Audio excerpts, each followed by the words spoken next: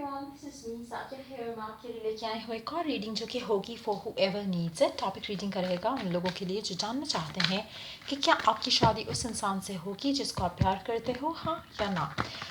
और आपको right now क्या करना चाहिए ताकि ऐसा पॉसिबल हो सके जैसा आप चाहते हो. So stay tune. और रीडिंग शुरू करने से पहले रिमाइंड करवाऊँगी कि ये एक जनरल रीड है, सबके साथ मैच कर भी सकती है और नहीं भी.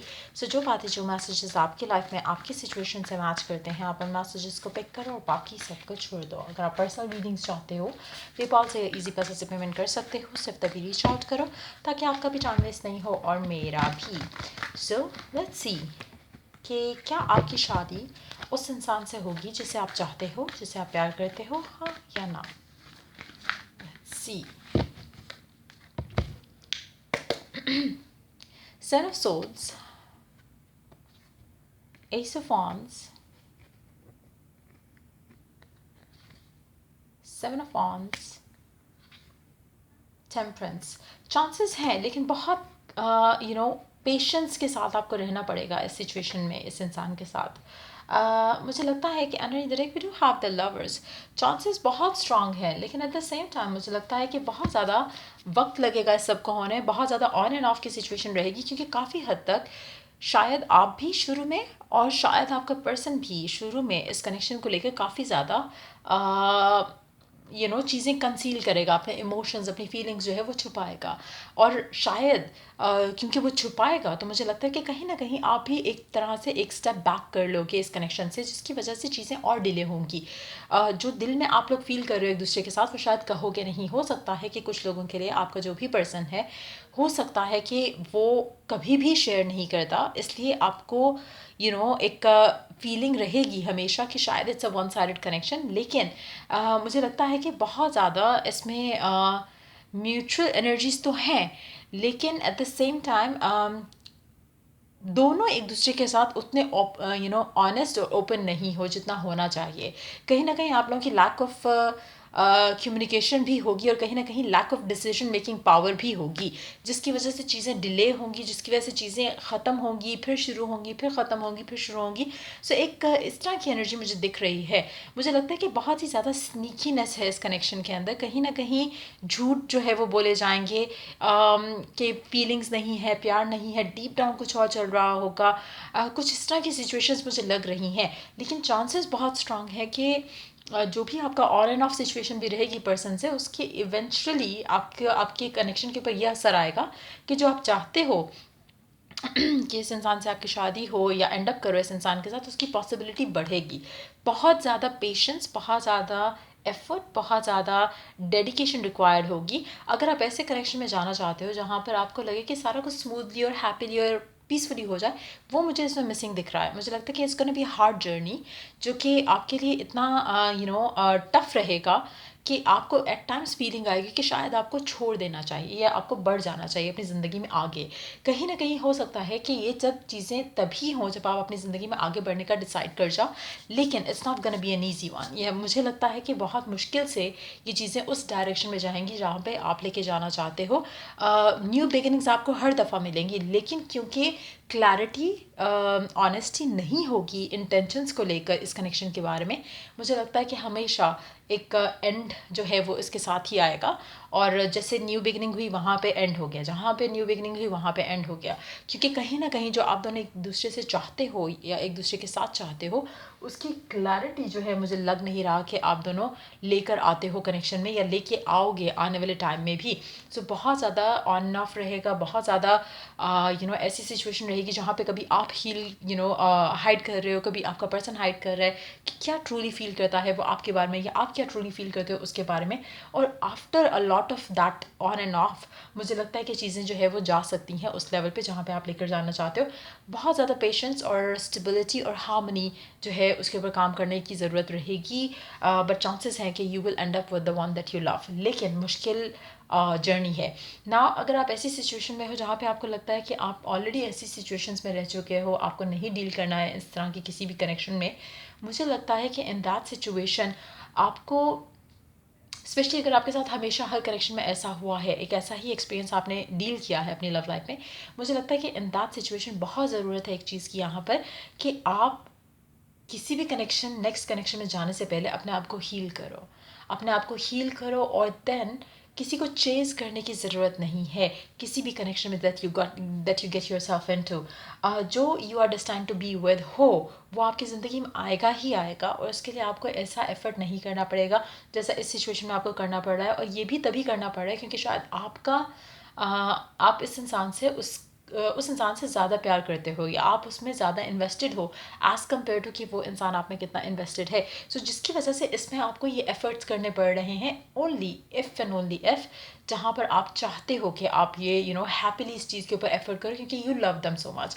अगर आपके पर्सन के एंड से ज़्यादा प्यार होता तो शायद ये आपको एफर्ट करने ही नहीं पड़ते, लेकिन आपके एंड से ज़्यादा प्यार होना या फिर आपके साथ आपके एंड से ज़्यादा अटैचमेंट होना, उसका रीज़न ही यही है क्योंकि कहीं ना कहीं आप अनहील्ड हो फ्रॉम विद इन, जिसकी वजह से आपने इस कनेक्शन में बहुत ज़्यादा गिवन किया है और आपके पर्सन के एंड से उतना नहीं है। और उसी को देखा देखी मुझे लगता है कि आहिस्ता आहिस्ता आप भी पुल अवे करना शुरू करोगे। एंड जब आप हीलिंग की तरफ आना शुरू होगे जहाँ पे आप रियलाइज़ करोगे कि अब आपको और इस तरह की चीज़ों में नहीं सफ़र करना है और आप चाहते हो कि आपकी ज़िंदगी में पीस हो, हार्मनी हो, लव लाइफ अच्छी हो, जब आप उस सिचुएशन में आगे मुझे लगता है कि तब चीज़ें इवॉल्व होंगी। सो इवेंचुअली अगर आप अपनी लव लाइफ आगे देखना चाहते हो, चाहे इस इंसान के साथ या किसी के भी साथ, हीलिंग पास्ट रिलेशनशिप से, आसपास की सर्कमस्टांसेस से बहुत ज़रूरी है। जब तक वो नहीं होगा मुझे नहीं लगता कि आपकी लव लाइफ आगे जा रही है। इसीलिए it's gonna be a tough one. अगर आपने पहले हील किया होता कम्प्लीटली तो आपके लिए चीज़ें आसान होती, आप शायद ज़्यादा अटैच नहीं होते इस इंसान से as compare to them attach to you. So but having said that, जो हो चुका वो हो चुका, लेकिन अभी आपको कैसे डील करना है कि यू हैव टू नो कि आपको क्या चाहिए इस इंसान से। शादी करना चाहते हो, इस कनेक्शन को आगे ले जाना चाहते हो, तो उसके लिए ख़ुद को प्रिपेयर करना बहुत ज़रूरी है। ख़ुद को आप तभी प्रिपेयर करोगे जब आप एट पीस होगे फ्रॉम विद इन। आपको फियर्स नहीं होंगे, आपको डाउट्स नहीं होंगे। जिस टाइम पे आप इस सिचुएशन में आ जाओगे जहाँ पे you are having belief more than anything else, जहाँ पे आपको ये इस कनेक्शन में एफर्ट करना जो है वो बुरा नहीं लग रहा, that is going to be the time. कुछ लोगों में से मुझे लगता है कि आपके लिए इस रीडिंग को देखने के बाद, और since you are already going through शेट इस कनेक्शन में रहते हुए जहाँ पे वन साइडेड लग रहा है आपको कनेक्शन, हो सकता है you will choose to move on. कुछ लोगों के लिए शायद आप यही चूज़ करोगे कि आप, क्योंकि आप और इसमें वेट नहीं करना चाहोगे, तो you will choose to move on.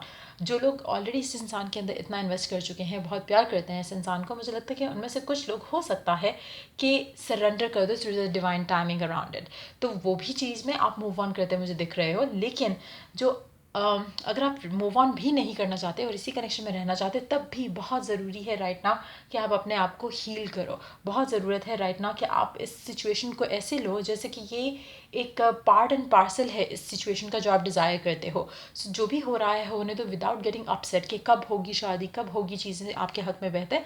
जितना ज़्यादा आप पॉजिटिव रहोगे, हैप्पी रहोगे, एक्साइटेड रहोगे, लाइट हार्टेड रहोगे, उतना अच्छा है। चाहे आप मूव ऑन करते हुए ऐसा फील करते हो, चाहे इस इंसान के साथ रहते हुए ऐसा फील करते हो, ऐसा फील करना इज़ अ मस्ट। तब जाके आपकी लव लाइफ इस इंसान के साथ आगे जाती दिख रही है। But yes, having said that, मुझे लगता है कि बहुत ज़्यादा स्ट्रॉन्ग पॉसिबिलिटी है कि आपकी शादी उसी इंसान से हो, लेकिन इसमें बहुत ज़्यादा एफर्ट की ज़रूरत रहेगी। आपको हेल्प मिलेगी डिवाइन की तरफ से, लेकिन आप हेल्प रिसीव करने की पोजीशन में तभी होगे जब आप अपने आप को हील कर चुके होगे।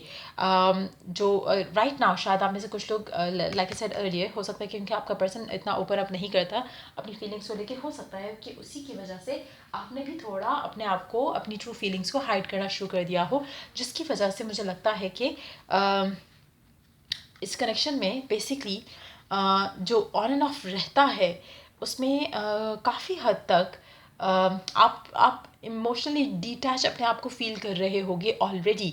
और मुझे लगता है कि जितना जितना ये डिटैचमेंट अंदर से आने लगेगी, उतना जल्दी आपका लव लाइफ जो है इस इंसान के साथ आगे बढ़ने के स्ट्रॉन्ग चांसेस हैं।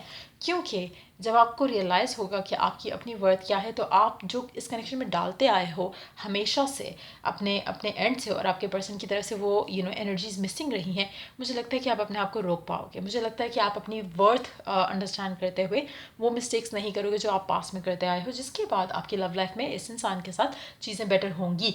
Late me take 2 cards mid of the deck से, देखते हैं कि आपका पर्सन करंटली आपके बारे में क्या सोच रहा है। 4 of Swords, 4 of Wands, Queen of Pentacles. Positive thoughts हैं डेफिनेटली। कहीं ना कहीं मुझे लगता है कि वो देखना चाहता है, जानना चाहता है कि क्या आप उसकी ज़िंदगी में वो स्टेबिलिटी ऐड कर सकते हो जो वो चाहता है। बट ये अगेन वो लोग ही हो सकेंगे जो ये मैनिफेस्ट कर सकेंगे या अपनी ज़िंदगी में देख सकेंगे इस कनेक्शन को आगे जाते हुए, जो लोग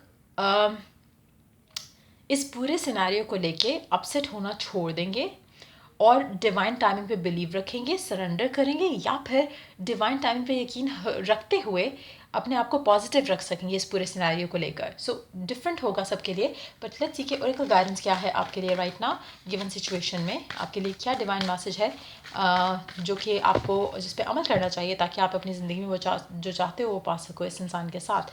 let's see. Friendship. Fairies and humans are alike need friends.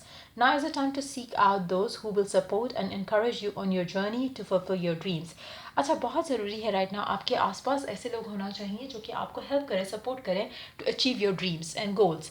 अच्छा, इसमें काफ़ी सारी चीज़ें मैटर करती हैं। अगर आप में से कुछ लोग डिटैच होना चाह रहे हैं तो मुझे लगता है कि आपको अपना टाइम इस कनेक्शन में, स्पेशली अगर ये इंसान आपकी लाइफ में भी फ़िलहाल हैप्पीनेस ऐड नहीं कर रहा, मे बी आपको राइट नाउ इस चीज़ की ज़रूरत है कि आप इस इंसान से अपना फोकस हटाकर आप ज़्यादा टाइम अपने फ्रेंड्स और फैमिली के साथ स्पेंड करो जो कि आपको अच्छा फील कराए, जो कि आपको वैल्यूड फील कराए।